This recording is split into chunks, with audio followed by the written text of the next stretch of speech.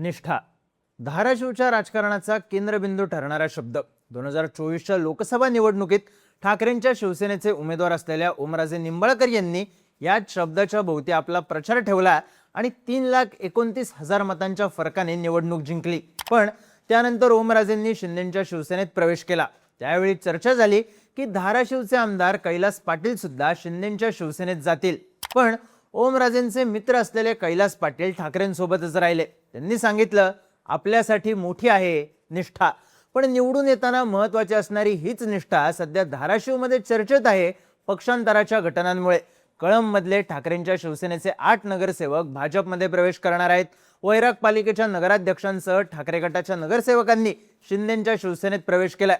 धाराशिवमधल्या काही नगरसेवकांनी मातोश्रीवर झालेल्या बैठकीला दांडी मारली आहे। थोडक्यात ठाकरे गटाची गळती मोठी आहे। पण या गळती दरम्यान ठाकरेंच्या शिवसेनेत 2 नेत्यांची एंट्री झाली आणि त्यामुळे चर्चा सुरू झाली ठाकरेंनी ओमराजेंच्या विरोधात उमेदवार हेरल्याची। पण खरी परिस्थिती आहे काय? ऑपरेशन टायगर आणि कैलास पाटील यांच्याबद्दल प्रताप सरनाईक यांनी केलेलं विधान, ते कैलास पाटलांनीच घडवलेले प्रवेश, धाराशिवमध्ये घडतंय काय पाहूयात या व्हिडिओमधून। नमस्कार, मी चिन्मय आणि तुम्ही पाहताय बोलभिडू। धाराशिवच्या राजकारणात सध्या घडत असलेली आणि सगळ्यात जास्त चर्चेत असलेली गोष्ट म्हणजे पक्षप्रवेश। राणा जगजितसिंह पाटील यांच्या नेतृत्वात भाजपने डाव आखत कळंबमधले नगरसेवक आपल्या पक्षात घेतले। तिकडे धाराशिवमधले ठाकरेंचे 5 नगरसेवक शिंदेंच्या शिवसेनेत येतील अशी चर्चा जोरात आहे। जिल्हा परिषदेमधल्या काही सदस्यांनी सुद्धा नव्या वाटा निवडल्यात। पण या सगळ्यात मातोश्रीवर झालेले 2 पक्षप्रवेश केंद्रस्थानी आहेत। 19 ऑगस्टला शरद पवारांच्या राष्ट्रवादीचे नेते संजय निंबाळकर आणि भाजपचे रामेश्वर शेटे यांनी ठाकरेंच्या शिवसेनेत प्रवेश केला। आमदार कैलास पाटील यांनी मातोश्रीवर हे प्रवेश घडवून आणले।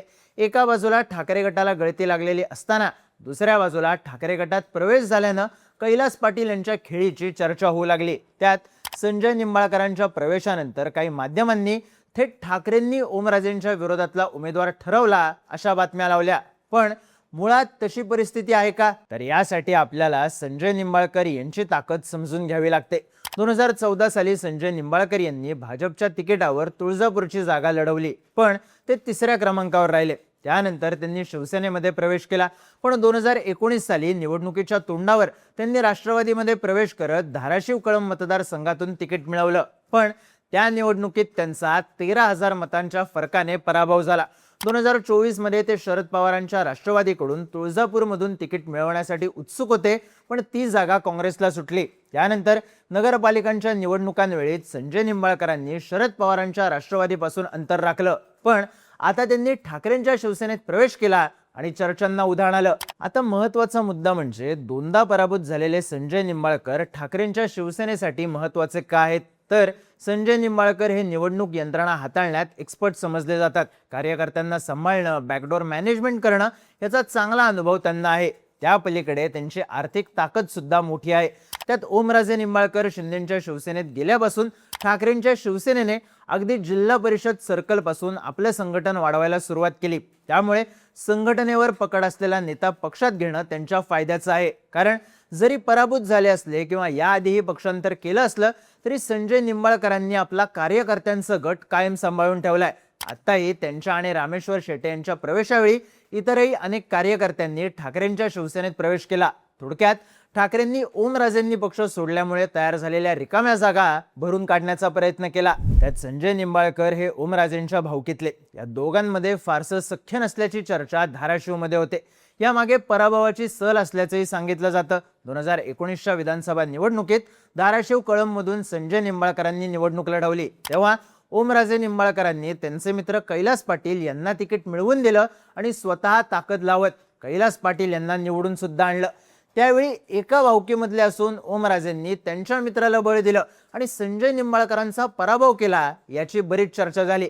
त्यानंतर राष्ट्रवादीपासून अंतर ठेवल्यावरही संजय निंबाळकर कोणत्याच पक्षात गेले नव्हते। त्यांनी निवड केली ठाकरेंच्या शिवसेनेची। पण याचा अर्थ संजय निंबाळकर ओमराजेंच्या विरोधात ठाकरे गटाचे उमेदवार ठरतील का? तर सध्या तरी या प्रश्नाचं उत्तर नाही असंच आहे।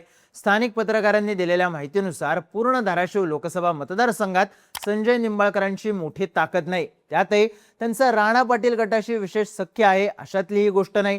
ओमराजेंच्या निवडणुकीत महत्त्वाचा फॅक्टर ठरणारे अनेक स्थानिक नेते आता ओमराजेंसोबत शिंदेंच्या शिवसेनेत गेलेत. त्यामुळे ग्राउंड लेवलला ठाकरे गटाकडे जुनी ताकद नाही.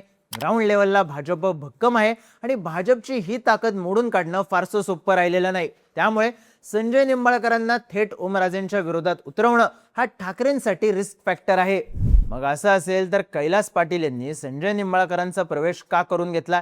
कैलास पाटील या पक्षप्रवेशांसाठी एवढे ऍक्टिव्ह का झाले? तर मागच्या काही दिवसांपासून धाराशिवमध्ये ऑपरेशन टायगर पार्ट 2 ची चर्चा आहे. शिंदेंच्या शिवसेनेचे नेते आणि धाराशिवचे पालकमंत्री प्रताप सरनाईक यांनी या ऑपरेशन टायगर 2 मध्ये कैलास पाटील यांचं नाव घेतल्याने याची जोरदार चर्चा झाली. ओमराजे आणि कैलास पाटील यांची मैत्री हा जिल्ह्याच्या राजकारणात चर्चेत असणारा विषय. जेव्हा ओमराजेंनी शिंदेंच्या शिवसेनेत प्रवेश केला तेव्हापासूनच कैलास पाटील यांची संभाव्य राजकीय भूमिका काय असणार हा प्रश्न विचारला जात होता. कैलास पाटील यांनी आपण ठाकरेंची साथ सोडणार नाही असं ठामपणे सांगितलं असलं तरी सरनाईक यांच्या वक्तव्यानंतर कैलास पाटील यांच्या निर्णयाची चर्चा झाली होती. पण संजय निंबाळकर, रामेश्वर शेटे आणि शेकडो कार्यकर्त्यांचा प्रवेश आपल्या नेतृत्वात घडवून आणत कैलास पाटील यांनी आपल्या भोवती असलेलं शंकेचं धुकं कमी केल्याची चर्चा आहे. त्यांची ही खेळी त्यांना ठाकरे गटाचा जिल्ह्यातला चेहरा म्हणून ताकद देणारी आहे. आता या गोष्टीचा अर्थ कैलास पाटील भावी उमेदवार असतील याच्याशी जोडला जात असला तरी तसं होण्याची शक्यता कमी असल्याचं स्थानिक पत्रकार सांगतात. कारण कैलास पाटील यांची धाराशिव शहरात ताकद असली तरी पूर्ण लोकसभा मतदारसंघावर त्यांचा होल नाही. ते निवडून येण्यात सुद्धा ओमराजे निंबाळकर यांचा रोल महत्त्वाचा होता. त्यामुळे निष्ठेचा फॅक्टर कैलास पाटील यांच्या बाजूने असला तरी ओमराजेंना आव्हान देणं म्हणावं इतकं सोपं नाही. त्यातही कैलास पाटील यांचं टार्गेट लोकसभेपेक्षा विधानसभा आहे. कारण त्यांच्या राजकीय भविष्यासाठी ते जास्त फायद्याचं ठरू शकतं. त्यामुळे सध्याच्या खेळीतून त्यांनी आपल्या भोवतीचं पक्ष संघटन अधिक पक्क केलं आणि आपण शिंदेंच्या शिवसेनेत जाणार या चर्चा धुसर केल्या. पण मग ओमराजे निंबाळकरांच्या विरोधातला उमेदवार कोण? तर सध्या फक्त मकरंदराजे निंबाळकर यांचं नाव आघाडीवर आहे. मकरंदराजे निंबाळकर हे सुद्धा ओमराजे निंबाळकर यांच्या भावकीमधले. ओमराजे शिंदेंच्या शिवसेनेत गेल्यापासून मकरंदराजे निंबाळकर ओमराजेंच्या विरोधात ऍक्टिव्ह झाले. त्यामुळे त्यांना बळ दिलं जाऊ शकतं अशा चर्चा आहेत. पण महत्त्वाची गोष्ट म्हणजे ओमराजे निंबाळकरांनी आपली पकड हलू दिलेली नाही.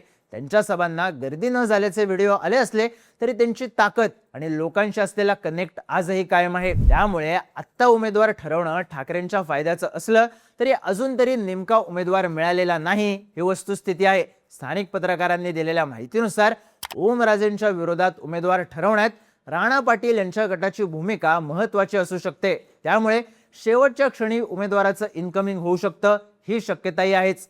त्यामुळेच नगरसेवक जाऊन नेते आणले असले तरी ठाकरेंसाठी खेळ अजूनही सोपा नाही. तुम्हाला काय वाटतं? ठाकरे ओमराजेंच्या विरोधात कुणाला उतरवतील? तुमची मतं आणि प्रतिक्रिया कमेंट करून नक्की सांगा आणि माहितीपूर्ण व्हिडिओज पाहण्यासाठी बोलबिडूच्या YouTube चॅनलला सबस्क्राईब करायला विसरू नका.